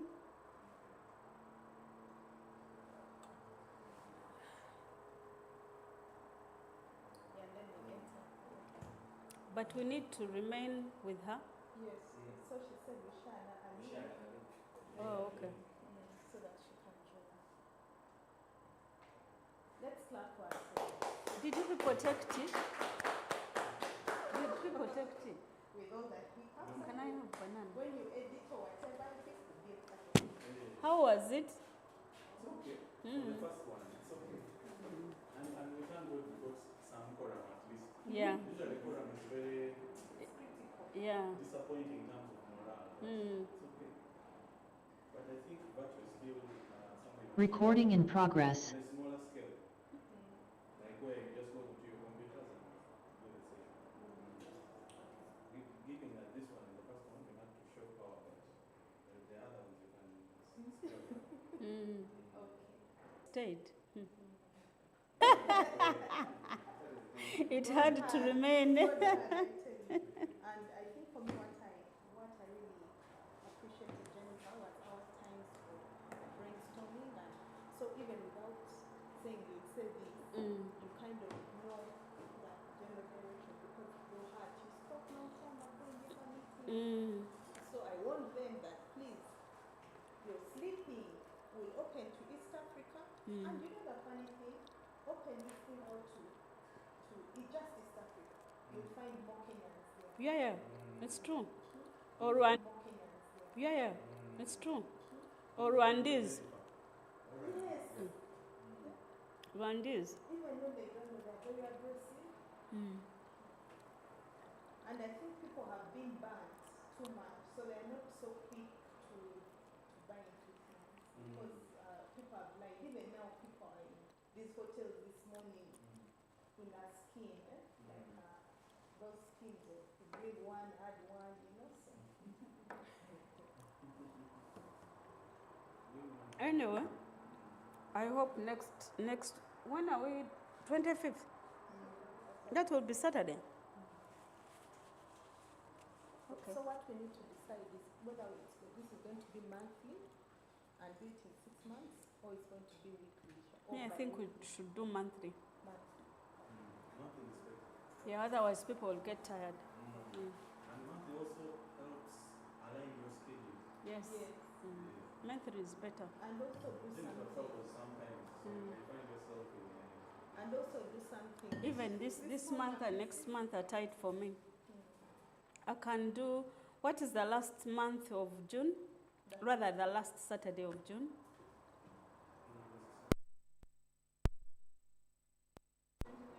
Where Now is we're in the call.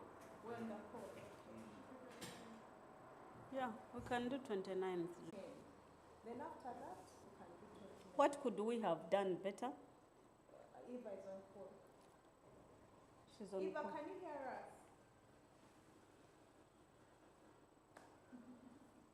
You want me? Bring the signature if you want signature. I can hear. We finished. I was muted, so I could. Yes. Please. We are trying to do a quick evaluation. No, come. Good.